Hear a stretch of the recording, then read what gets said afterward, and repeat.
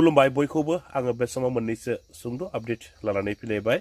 रायजोफोर बिटिआरनि गाहाय मावफुं सोद्रोमा मानगोनां प्रमद बर', एमपि रोनगोरा नार्जारि, जयन्त बसुमतारि आरो बिथांमोनजों लोगोसे दुलाराय बर' फरायसा आफादनि गाहाय आफादगिरि मानगोनां दिपेन बर' बिथांमोना जयैनो गोदान दिल्लीयाव थांनानै भारतनि नखर मन्त्रि अमित शाह बिथांखौ लोगो हमहैदों होननानै मानगोनां दिपेन बर' बिथाङा खौरांगिरिनि सिगाङावहाय रोखायैनो फोरमायनायखौ बे समावहाय नुनो मोननाय जादों। भारतनि नखर मन्त्रि अमित शाह बिथांखौ लोगो हमनानै बिथांमोना मा बाथ्रा सावरायलायदोंमोन बिनि सोमोन्दै मानगोनां दिपेन बर' बिथाङा खौरांगिरिनि सिगाङावहाय रोखायैनो फोरमायनानै होनायखौ बे समावहाय नुनो मोननाय जादों।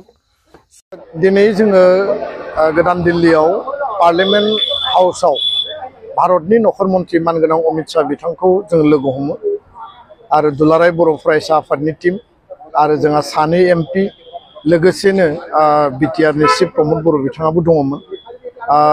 गुबै मोनथाम जाहोन दङमोन आरो बे गिबि बाथ्राया जाहैबाय जे दुलाराय बर' फरायसा आफादनि जि मिरुनि जुथुमा फेब्रुवारि दाननि गिबि सप्तायाव जानो गोनां बे जुथुमायाव भारतनि नखर मन्त्रि अमित शाह बिथांखौ जोङो गेवलां मेलनि गाहाय आलासि हिसाबै जों हांख्रायदों आरो बिथाङा खोथा होदों जे बे गेवलां मेलाव बिथाङा बाहागो लागोन, जेराव 2-3 लाख रायजो राजा बा सुबुङा बाहागो लागोन।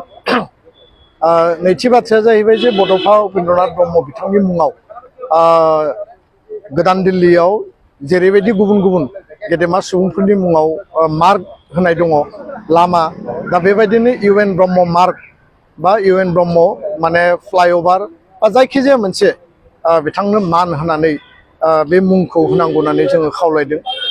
बाथ्राफ्रा रायजो राजाफ्रा मोनथिजोबनानै दं, नुजोबनानै दं आरो गासैबो बाथ्राखौ बिजिरगासिनो दं।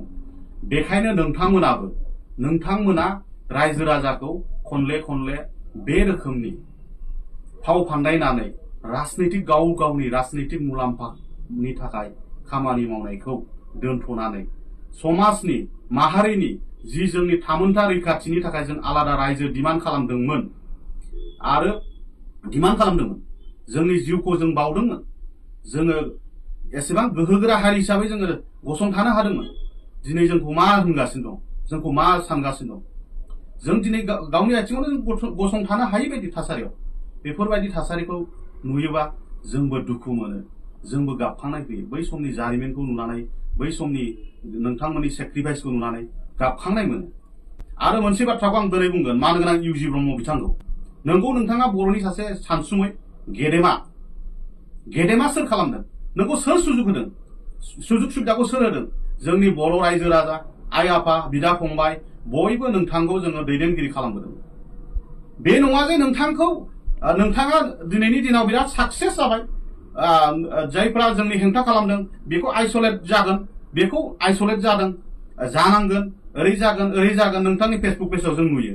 जों बिदि जाग्राबो नङा, जोंनावबो मोनसे गोसो दङ, जोंबो मोनसे चेलेन्जजों फैनाय, जोंबो खस्थ'यै देरनाय, जोंबो आबसु खालामबोदों, आंबो आबसु मावबोदों, आंहाबो मोनसे रोखोमनि एक्सपिरियेन्स दं। आं नोंथांमोननि संगठननि बे हेंथा नङा, दुलाराय बर' फरायसा आफादखौ रावबो जेबो खालामनो हाया। बड'फा उपेन्द्रनाथ ब्रह्म जोंनि मानाव गेदेर बड'फा उपेन्द्रनाथ ब्रह्मनि जि सान्थौजों आबसुआ थावरिनानै दंमोन, बे आबसुआ आबसुयैनो थानांगौ आरो बे आबसुआव थानानै जायफ्रा गावनि मुलाम्फानि थाखाय, सार्थनि थाखाय दुगामारा खोथाखौ गिदिर बाथ्रा माबा मोनसे बुङा सोगोमनो नागिरनाय बेफोरखौ ज्राब दाननांगौ। एबसुनि सेन्ट्रेल एबसुनि माखासे सानैसो दैदेनगिरिफोर दं आब्रुथि गैयै बाथ्राफोरजों समाव धमथिनो नागिरनाय, बेफोर जाथावा। बड'फा उपेन्द्रनाथ ब्रह्मआ बे बाथ्राखौ बुंलांदों, जेब्लायबो जों बर' हारिया खौसेथिनि मोन्थोरजों जोङो सांग्रां जानानै जोंनि मोन्थायखौ मोननो थाखाय, जोंनि थामोनथा रैखाथिनि थाखायसो दावहाखौ होलांदोंमोन, जोङो सान्थौखौ होलांदोंमोन।